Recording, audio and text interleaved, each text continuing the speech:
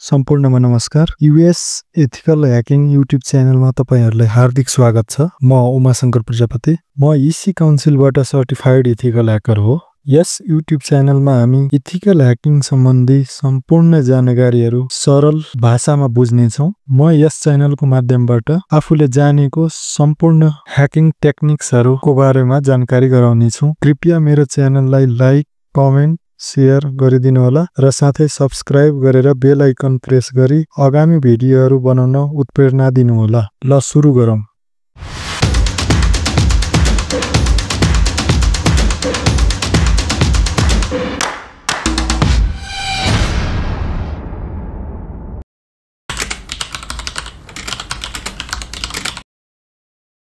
आजको भिडियोको टपिक रहेको छ इन्ट्रोडक्सन टु इथिकल ह्याकिङ।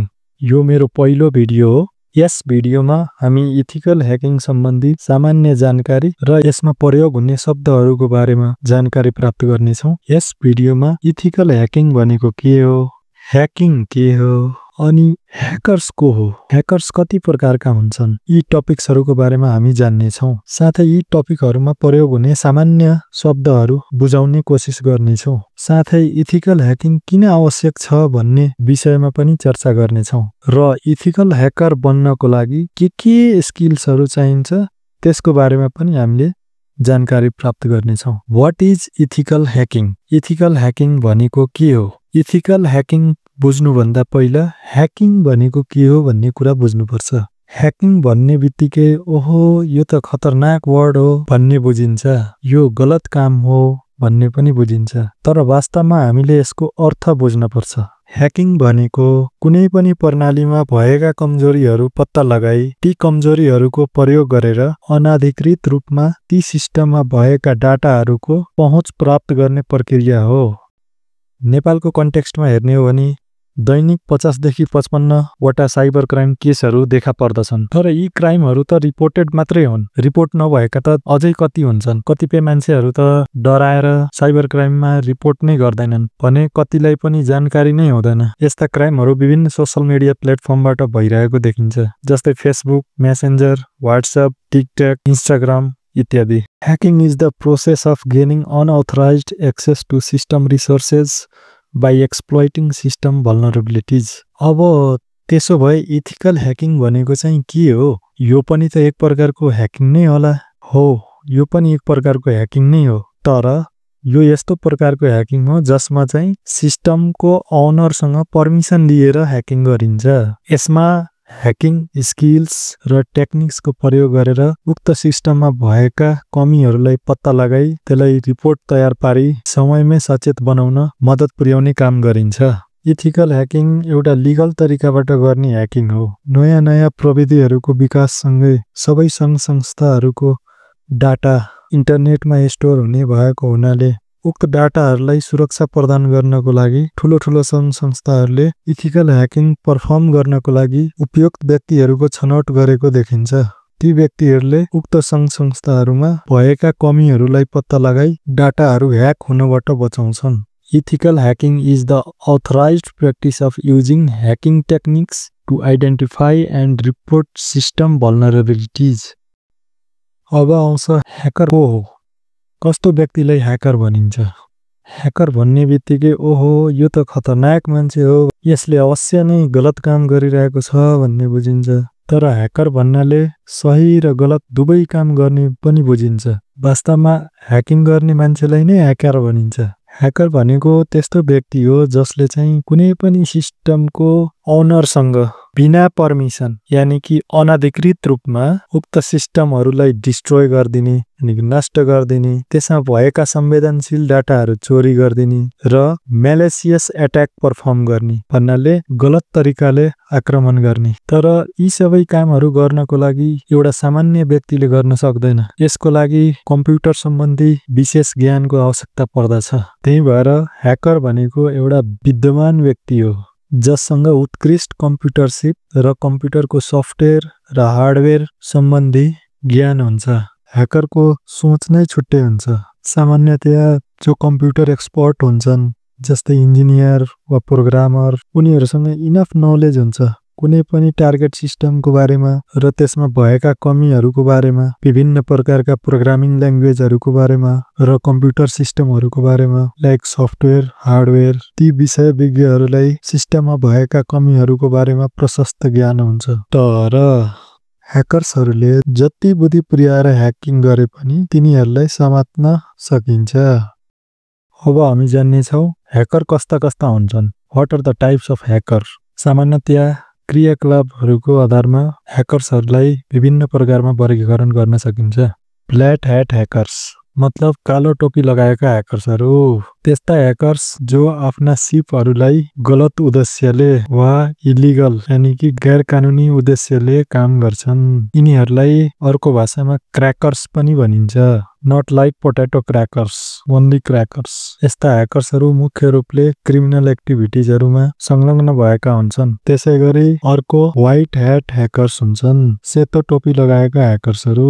यस्ता ह्याकर्सहरू कानुनी रूपमा काम गर्दछन्। यिनीहरू आफूसँग भएका सिपहरू प्रयोग गरेर कम्पनीहरूको डाटा सुरक्षित राख्न मद्दत पुर्याउँछन्। यस्ता ह्याकर्सहरूले सिस्टमका ओनर्सहरूसँग पर्मिसन लिएर सिस्टममा भएका कमीहरू पत्ता लगाउँछन् र त्यसलाई तुरुन्त समाधान गर्ने उपाय अपनाउँछन्। यस्ता ह्याकरहरूले कम्पनीहरूलाई डिफेन्स गर्ने काम गर्दछन्। त्यसैले यस्ता ह्याकर्सहरूलाई इथिकल ह्याकर्स भनिन्छ। अब आउँछ ग्रे ह्याट ह्याकर्स, खैरो टोपी भएका ह्याकर्सहरू जुन ब्ल्याक एन्ड व्हाइटको कम्बिनेसन हुन्छन्। यी ह्याकर्सहरूले ब्ल्याक ह्याट र व्हाइट ह्याट दुवैका काम गर्दछन्। Hackers who use their skills for both legal and illegal purposes. Mainly ह्याकर्सहरू यी तीनै प्रकारका हुन्छन्। स्क्रिप्ट किडिज। स्क्रिप्ट किडिज भनेको त्यस्तो ह्याकर हो जससँग स्किल हुँदैन, आधा अधुरो नलेज हुन्छ, जसले चाहिँ बनी बनाई टुल्सहरू युज गरेर सिस्टमलाई एट्याक गर्छन्, जुन टुल्सहरू अलरेडी नै रियल ह्याकर्सहरूले बनाएर राखेको हुन्छन्। Unskilled hackers who attack the system by pre existing automated tools and software developed by real hackers. Suicide hackers. यस्ता ह्याकर्स जसले कुनै पनि कारणवश जसरी पनि सिस्टमलाई ब्रेक गर्ने नै हो भन्ने उद्देश्यले काम गर्छन् र यिनीहरूलाई जेल जाने या कुनै प्रकारको सजाय पाउनेसँग केही चिन्ता हुँदैन। यी ह्याकर्सहरू डु अर डाई टाइपका हुन्छन्। Hackers who use their skill to break down the system for a cause and not worried about facing jail or any punishment. त्यस्तै अर्को ह्याक्टिभिस्ट। यस्ता ह्याकरहरू जसले विरोध कार्यको रूपमा सरकारी वा कर्पोरेट प्रणालीमा चाहिँ प्रवेश गर्छन्। यस्ता ह्याकरहरू जो चाहिँ सामाजिक वा राजनीतिक एजेन्डा बोकेर सरकारी वा कर्पोरेट संस्थाहरूको वेबसाइट बन्द गरिदिने, सिस्टम स्लो गरिदिने जस्ता कामहरू गर्ने गर्दछन्। Hackers who break into government system as an act of protest. Now state sponsored hackers. यस्ता ह्याकर्स जसले चाहिँ एउटा देशले हायर गरेको हुन्छ जुन चाहिँ अरू देशमाथि पेनिट्रेसन टेस्टिङ गर्छ, अरू देशको टप सिक्रेट इन्फर्मेसनहरू पत्ता लगाउँछ र त्यहाँ भएका सूचना प्रणालीलाई नष्ट गर्ने काम गर्दछन्। त्यसैगरी साइबर टेररिस्ट्स। साइबर टेररिस्टहरू यस्ता व्यक्ति हुन् जसले कुनै जाति, धर्म वा राजनीतिक विश्वाससँग प्रेरित भई धेरै मात्रामा कम्प्युटर सिस्टमहरू नष्ट गरिदिने भनी डर सिर्जना गर्ने काम गर्दछन्। यसरी क्रियाकलापको आधारमा ह्याकर्सहरूलाई विभिन्न प्रकारमा विभाजन गरिएको देखिन्छ। यसरी ह्याकर्सहरूको वर्गीकरणमा हेर्दाखेरि धेरै गलत काम गर्ने ह्याकर्सहरू देखिन्छ, तर सबै गलत काम गर्ने मध्ये व्हाइट ह्याट ह्याकर्स भन्ने राम्रा हुन्छन्, जसलाई इथिकल ह्याकर्स पनि भनिन्छ। Why ethical hacking is necessary. इथिकल ह्याकिङको किन आवश्यकता छ?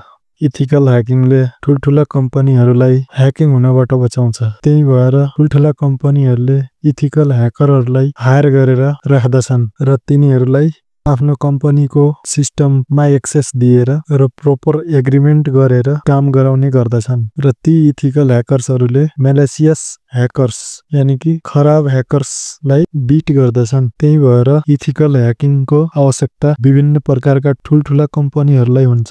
To prevent hackers from gaining access to the system. ह्याकरहरूलाई प्रणालीमा पहुँच प्राप्त गर्नबाट रोक्न मद्दत गर्छन्। To uncover vulnerabilities and explore potential risk in the system. प्रणालीमा भएका कमी कमजोरीहरू र सम्भावित जोखिमहरू पत्ता लगाउन मद्दत गर्दछन्। To make a strong security of the system प्रणालीको सुरक्षा बलियो बनाउन मद्दत गर्छन्। To provide preventive measures in order to avoid security breaches सुरक्षा उल्लङ्घनहरूबाट बच्नको लागि निवारक उपायहरू प्रदान गर्न। To help safeguard customer data ग्राहकहरूको डाटा सुरक्षित गर्न मद्दत गर्छन्। टु इन्हान्स सेक्युरिटी अवेरनेस सुरक्षा सचेतना अभिवृद्धि गर्न मद्दत गर्दछन्। समग्रमा हेर्ने हो भने इथिकल ह्याकर्सहरूले संस्थाहरूलाई जोखिम हुनबाट बचाउन मद्दत गर्ने भएकोले यिनीहरूको आवश्यकता धेरै नै देखिन्छ। What are the skills for ethical hacker? Ethical ह्याकर्सको लागि कस्ता सिपहरू चाहिन्छ? सुरुमा टेक्निकल स्किलहरू चाहिन्छ, जस्तै कुनै पनि अपरेटिङ सिस्टमहरूको बारेमा गहिरो नलेज हुनु पर्यो, जस्तै विन्डोज, लिनक्समा मेनली भनेको काली लिनक्स, अनि म्याक ओएस, युनिक्स जस्ता अपरेटिङ सिस्टमहरूको बारेमा नलेज हुनु पर्यो र यसका साथसाथै नेटवर्किङको कन्सेप्टहरू, त्यसमा प्रयोग हुने प्रविधिहरू, नेटवर्किङ सम्बन्धी हार्डवेयर र सफ्टवेयर सम्बन्धी जानकारी हुनुपर्छ। कम्प्युटरमा प्रयोग हुने टेक्निकल टर्म्सहरूको बारेमा एक्सपर्ट हुनुपर्छ। कुनै पनि प्रकारको एट्याकहरू गर्नको लागि त्यसमा उच्च प्रविधिका सिपहरू हुनुपर्दछ। त्यसैगरी सुरक्षा क्षेत्र र त्योसँग सम्बन्धित इस्युहरूको ज्ञान हुनुपर्दछ। यसका साथसाथै नन टेक्निकल स्किल्सहरू पनि आवश्यक पर्दछ। छिटो सिक्ने र नयाँ प्रविधिहरू अपनाउने क्षमता हुनुपर्दछ। त्यसैगरी राम्रो काम गर्ने, राम्ररी समस्या समाधान गर्ने, सञ्चार गर्ने सिपहरू हुनुपर्दछ। यसका साथसाथै स्थानीय मापदण्ड र कानुनबारे सचेतना हुनुपर्दछ। Then what next? अब के गर्ने? इथिकल ह्याकर कसरी बन्ने? यसको लागि मैले एउटा रोडम्याप तयार गरेको छु, जुन रोडम्याप फलो गरेर बिगिनर्स लेभलदेखि नै सबै टेक्निकल टर्म्सहरूको बारेमा जानकारी पाउनेछौँ। यस इथिकल ह्याकिङ रोडम्यापमा हामी कम्प्युटर्सको बेसिकदेखि लिएर एडभान्ससम्मको स्किल्स सिक्नेछौँ। यसमा कम्प्युटर्सको नेटवर्क्स के हो, यसको सेक्युरिटी कस्तो हुन्छ, यसको बारेमा पनि जानकारी पाउनेछौँ। वेबसाइट कसरी काम गर्छ, यसको सेक्युरिटी कसरी गर्न सकिन्छ, एउटा सिस्टममा कस्ता कस्ता कमीहरू हुन्छन्, त्यो कमीलाई पत्ता लगाएर सिस्टमलाई कसरी ह्याक गर्न सकिन्छ र विभिन्न प्रकारका एट्याकहरू कसरी गर्न सकिन्छ भन्ने विषयमा चर्चा गर्नेछौँ। इथिकल ह्याकिङ रोडम्यापले एउटा राम्रो इथिकल ह्याकर बन्न मद्दत पुर्याउँछ। इथिकल ह्याकिङ ग्रोइङ टेक्नोलोजीको लागि आवश्यक छ। नेपालको कन्टेक्स्टमा हेर्ने हो भने डिजिटल नेपाल बनाउनको लागि इथिकल ह्याकर्सहरूको धेरै नै आवश्यकता छ। यो एउटा हाई डिमान्डिङ जब पनि हो, यो एउटा हाई डिमान्डिङ क्यारियर अपर्च्युनिटी पनि हो, जसले डिजिटल डाटाबेसलाई सुरक्षित राख्दछ। इथिकल ह्याकिङ सम्बन्धी सम्पूर्ण जानकारीहरू प्राप्त गर्न, यसमा आफ्नो क्यारियर बनाउनको लागि यस च्यानललाई लाइक एन्ड सब्स्क्राइब गर्न नबिर्सिनुहोला। See you in next video. Till bye bye.